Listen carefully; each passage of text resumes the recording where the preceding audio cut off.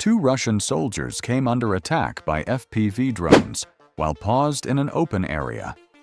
Footage from a Ukrainian FPV drone shows a small group of Russian troops using horses for transportation during winter operations in the Donetsk region. As the drone moves closer, one soldier standing near the horses attempts to fire at it, but fails to hit the target. Shortly after, a second FPV drone approaches the same position.